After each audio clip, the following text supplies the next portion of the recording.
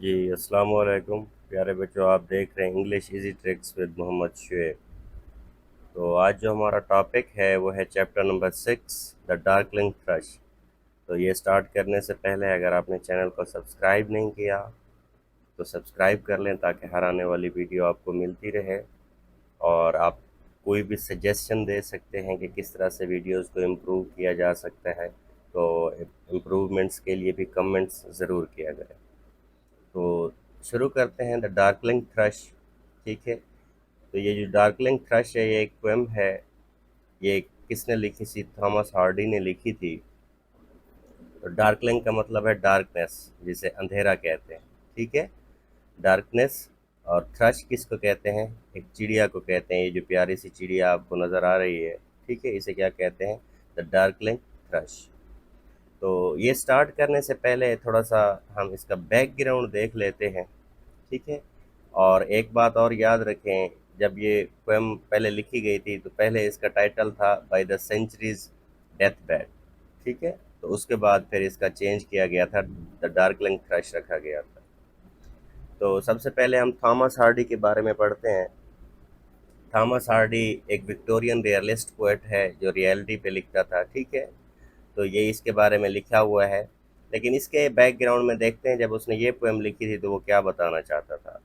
तो एक बात याद रखें, जब 19th सेंचुरी का एंड होने लगा था, इंडस्ट्रियलाइजेशन आ गई थी, लोग इंडस्ट्री की तरफ गए थे, एथिक्स कम होते जा रहे थे, लोग मज़हब से दूर होते जा रहे थे। तो मज़हब से दूरी की वजह से उसे लगता था कि एक दफ़ा ये जो हमारा कल्चर है, ये हमारी हिस्ट्री है, ये तहज़ीब है, ये सकाफ़त है, एक दफ़ा बिल्कुल ख़त्म हो जाएगी। ठीक है।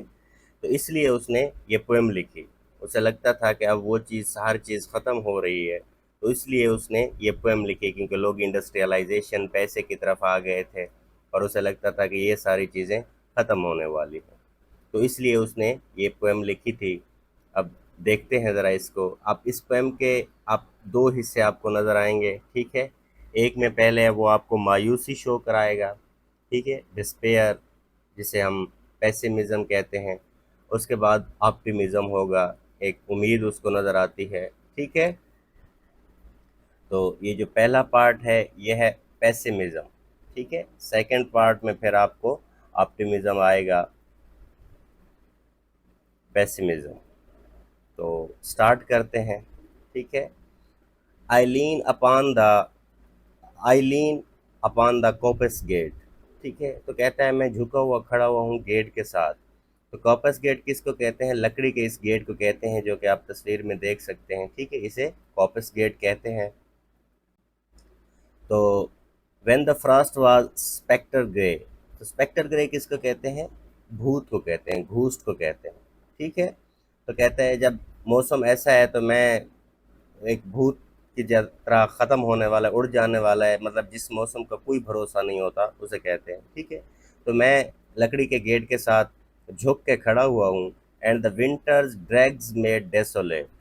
ठीक है। ड्रैग्स किसको कहते हैं? रेजिड्यू को कहते हैं, किसी भी चीज़ की बचत वगैरह को कहते हैं। लेकिन यहाँ पे इसने इडियोमेटिक एक्सप्लेन किया है कि ये जो सर्दियाँ हैं जिनने ज़मीनों को बिल्कुल बंजर बना दिया है। तो ये एक बात याद रखें, जो साउथ एशिया में, पाकिस्तान, इंडिया, इस रीजन में जो सर्दी होती है ना, ये सर्दी कुछ नहीं होती।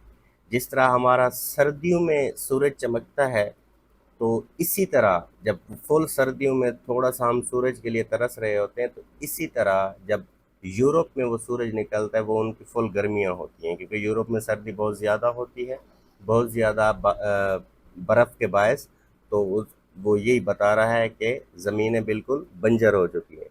And the winters drags made desolate and the I of the day, the weakening I of the day. Weakening I of the day का मतलब क्या है? सूरज। ठीक है। तो कहते हैं सर्दियों ने ज़मीनों को बंजर कर दिया, and the weakening I of the day, और ऐसा लगता है कि सूरज भी गरूब होने वाला है। ठीक है। तो पहले मैंने आपको बताया था वो किस चीज़ की बात कर रहा है, अपनी सकाफत, अपने कल्चर की बात कर रहा है कि जब लोग मज़हब से दूर हो रहे हैं। द टैंगल्ड बाइन स्टेम स्कोर्ड द स्काई। ठीक है। टैंगल्ड किसको कहते हैं? ग्रेस्ड, एक दूसरे में धंसा हुआ होना। बाइन स्टेम किसको कहते हैं? ये ब्रांचेस को कहते हैं, शाखों को कहते हैं। Scored the sky. ठीक है। स्कोर्ड द स्काई का मतलब होता है ग्रेस्ड इन द स्काई, आसमान की तरफ जो धंसी हुई शाखें एक दूसरे की तरफ जाती हैं, like strings of the broken lawyers. ठीक है, लायर किसे कहते हैं? लायर एक इंस्ट्रूमेंट होता है, ये देखें ज़रा, ये इस तरह का इंस्ट्रूमेंट होता है, तो इसे लायर कहते हैं। तो वो क्या कहता है कि जो दरख्तों की शाखें हैं वो आसमान की तरफ जा रही हैं, एक दूसरे में इस तरह से धंसी हुई हैं जैसे लायर की तारें टूटी हुई हो। जब तारें टूट जाती हैं तो फिर वो आपस में गत्थम गत्था हो जाती हैं। ठीक है। And all the mankind that haunted near had sought their household and fires। अब देखें, and all the mankind that, अब कहते हैं सारे इंसान, ठीक है, उनको कोई पता नहीं है उनके करीब क्या हो रहा है। हैड साट, साट ये सीख की दूसरी फॉर्म है। ठीक है, जो सीख हम तलाश करने या देखने को कहते हैं, तो ये उसकी सेकंड फॉर्म क्या है? साट, साट, सेकंड एंड थर्ड। हैड साट देयर हाउस होल्ड फायर्स। ठीक है, कहते हैं अब लोगों को कोई पता नहीं है उनके करीब क्या हो रहा है, बस वो अपने घर में आग के इर्द गिर्द बैठे हुए हैं और सर्दी को ख़त्म करने के लिए वो आग सेक रहे हैं। ठीक है, उसके बाद है the land sharp feature seem to be the century's corpse outland. ठीक है, लैंड शार्प का क्या मतलब है? हिल्स को कहते हैं, ऐसी चटाने। ठीक है, feature same to be the century's corpse, corpse किसको कहते हैं? डेड बॉडी को कहते हैं। आउटलैंड, अब ये क्योंकि 19th सेंचुरी के एंड पे लिखी गई थी ये जो पोएम है, तो ये उसी 19th सेंचुरी की बात कर रहा है कि ऐसा है कि जैसे उसकी अब 19th सेंचुरी की डेड बॉडी की बात कर रहा है। ठीक है, तो land sharp feature same to be the century's corpse outland, तो कहता है ऐसा है कि अब उसकी डेड बॉडी, लैंड का क्या मतलब है? झुकी हुई होना, मतलब उसकी जो डेड बॉडी है वो मेरे सामने है। ठीक है, मतलब 19th सेंचुरी ख़त्म होने वाली है और उसी के साथ साथ हमारी तहजीब और हमारा सकाफत, लोग रिलीजन से इतना दूर हो गए, वो भी ख़त्म होने वाला है। Has crept the cloudy canopy, crept का क्या मतलब है? ग्रेव, कबर, ये उसी 19th सेंचुरी की बात हो रही है। क्लाउडी कैनोपी, कैनोपी किसको कहते हैं? शेल्डर को कहते हैं। ठीक है, तो कहता है उसकी कबर भी उसी तरह एक साए में नजर आ रही है। The wind his death lament, और ऐसा लगता है कि जैसे हवा भी उसी का नोहा। ठीक है, डेथ लेमेंट किसको कहते हैं? जब किसी की मौत पे, डेथ पे जो आहोजारी की जाती है या कोई कसीदा वगैरह लिखा जाता है, तो कहता है मुझे लगता है कि हवा भी उसी का नोहा कह रही है। The ancient pulse of the germ and the birth was shrunken hard and dry. Germ किसको क्या? जर्म एंड बर्थ का मतलब होता है फर्टिलिटी। ठीक है, अब इसका क्या मतलब है कि वो जो लोग पैदा होते थे जिनमें मजहब होता था, ऐसा होता है ना कि अगर एक जनरेशन, जैसे आजकल के लोग कहते हैं कि आजकल की जो जनरेशन है ये बहुत आगे है हमसे, इसका क्या मतलब है? इसका मतलब है कि जब भी एक नई नस्ल आती है वो दूसरों से आगे होती है और पिछली नस्ल को यही लगता है कि ये हमसे बहुत ज़्यादा फास्ट है। तो ये वही बात कर रहा है कि जो पुरानी नस्लें हैं, ठीक है, उनकी फर्टिलिटी, उनकी जर्मिनेशन अब वो नहीं आ रही, shrunk and hard and dry, अब वो ख़त्म हो गई है। मतलब जो नए लोग आएंगे, अगर इनमें भी मज़हब ख़त्म हो रहा है, ये मज़हब से दूर जा रहे हैं, तो आगे आने वाली नस्ल और भी ज़्यादा उसमें फर्टिलिटी नहीं होगी इस चीज़ की, वो इस चीज़ पे ज़्यादा तवज्जो नहीं देंगे। And every spirit upon earth, ठीक है, स्पिरिट का वैसे सोल को कहते हैं, यहाँ से मतलब होगा हर इंसान। And every spirit upon the earth, तो कहता है दुनिया में हर इंसान, ज़मीन पे मौजूद हर इंसान सेम फॉरवरलेस एज आई, ऐसा लगता है कि उसके जज्बात ख़त्म हो गए हैं जैसे मेरे। ठीक है, फॉरवरलेस का मतलब क्या होता है? सैड, इमोशनलेस, जिसके जज्बात ख़त्म हो गए। अब ये तो एक रुख था जो मैंने आपको पोएम का बताया था कि इसमें थोड़ा सा पेसिमिज्म होगा और थोड़ा सा ऑप्टिमिज्म होगा। तो अब ये आगे वाला जो पैरा स्टेंजा हम शुरू करेंगे, इसमें थोड़ी सी होप नज़र आएगी। यहाँ तक तो आपको मायूसी नज़र आई होगी। At once a voice arose among the black twigs overhead, तो कहते हैं एट वंस, ऐसे माहौल में अचानक से एक आवाज़ आती है।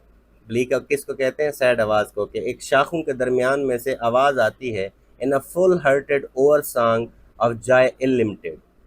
अब देखें क्या कह रहा है कि ऐसे दरख्तों की शाखों के ऊपर में से एक ऐसे भरे हुए दिल के साथ आवाज़ आती है जिसकी खुशी क्या है? ना ख़त्म होने वाली है। इनलिमिटेड का क्या मतलब है? जैसे आजकल हम अनलिमिटेड कहते हैं, ये थोड़ा सा ओल्ड इंग्लिश इसने यूज़ की हुई है। तो इसका क्या मतलब है अनलिमिटेड का? कि ना ख़त्म होने वाली खुशी, जिसकी कोई हद ही ना हो। ठीक है, जिसकी कोई हद ही ना हो। आगे देखते हैं ज़रा। ठीक है, तो क्या कह रहा है? The bleak wigs over head and full head ever song of the Joy unlimited. ठीक है, तो इसका क्या मतलब है कि ऐसी खुशी जो कि ख़त्म ना होने वाली हो। And aged thrush frail gaunt and small in the blast beruffled plume. ठीक है, अब देखें, एजेड थ्रश, फ्रेल किसको कहते हैं, कमज़ोर वीक को कहते हैं, गांड भी थिन को कहते हैं, स्मॉल छोटे को कहते हैं, ब्लास्ट बिरफल्ड प्लूम, बिरफल्ड का मतलब होता है डिसऑर्डर, जो चीज़ तरतीब में ना हो, प्लूम किसको कहते हैं, फेदर्स परों को कहते हैं। तो कहता है कि ये एक जो चिड़िया है, बूढ़ी चिड़िया, कमज़ोर कमज़ोर सी एक छोटी सी चिड़िया, ब्लास्ट बिरफल्ड प्लूम, जिसके पर क्या है, एक दूसरे के साथ डिसऑर्डर हैं, जो कि तरतीब में नहीं है, मतलब उसको भी ये कह रहा है कि उसे होना तो परेशान चाहिए था। ठीक है, हैड चूजन दस अ फ्लेंग हिज सोल, उसने फिर भी अपनी रूह की बात मानी, अपने रूह से वो चिमटी रही, अपॉन द ग्रोइंग ग्लूम, इस बढ़ती हुई मायूसी में उसने फिर भी ये गाना गाया है। ठीक है, कि लोग जब इतना दूर मजहब से होते जा रहे हैं, उसने फिर भी क्या किया है, गाना गाया है, वो अपनी रूह से चिमटी रही है, उसने अंदर को देखा है कि मैं खुश हूँ। So little cause for the carolings of such ecstatic sound was written on the terrestrial things afar or high around। ठीक है, so little कहते हैं कि वजह ना होने के बराबर है। कैरोलिंग किसको कहते हैं, गाने को कहते हैं, सॉन्ग्स को कहते हैं। एक्सटेटिक किसको कहते हैं, हैप्पीनेस को कहते हैं।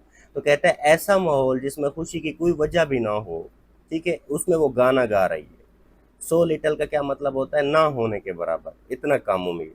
सच ऑफ एक्सटेटिक साउंड, उसके बाद भी ये मधुर और खुशी भरी आवाज़, was written on terrestrial things as for nigh around. ठीक है, तो कहते हैं ऐसी बंजर ज़मीनों पे आके भी उसने नगमा गाया है कि जहाँ कोई उम्मीद की किरण बाकी नहीं है, उसका नगमा ये शो करता है कि नहीं, अभी भी उम्मीद की किरण बाकी है। ठीक है, that I could think there trembled through his happy good night air। तो कहता है मुझे ऐसा लगता है, ठीक है, कि वो फिर भी अपनी खुशी को अपने पास रखना चाह रही है, उसके पास कोई भी जवाब है या नहीं है, फिर भी वो कहती है नहीं, हमें खुश रहना चाहिए। उसकी ये आवाज़ बताती है, उसकी ये खुशी भरी आवाज़ क्या कहती है कि अभी भी उम्मीद की किरण बाकी है। Some blessed hope whereof he knew and I was unaware. तो कहता है सम ब्लेस्ड होप, इसका मतलब है उसके पास कोई अच्छी खुशखबरी है, उसके पास कोई अच्छी उम्मीद है। ब्लेस्ड किसको कहते हैं, अच्छी चीज़ को। Whereof he knew and I was unaware, तो कहता है वो जो ये गाना गा रही है, इसका मतलब है उसके पास कोई ऐसी अच्छी खबर है जिसके लिए वो गा रही है, जिसका मुझे पता नहीं है। अगर मुझे भी पता होता तो मैं वो खुशी की तरह, उसी खुशी में मैं भी झूम उठता। मेरे पास कोई ऐसी वजह नहीं है, लेकिन मुझे लगता है कि उसके पास ऐसी वजह है जिसकी वजह से वो खुश है और वो ये गाना गा रही है। होपफुली आपको समझ आई होगी ये चीज़, और नेक्स्ट वीडियो में इसका हम सारा एनालिसिस करेंगे और एक्सरसाइज करते हैं। Thank you so much.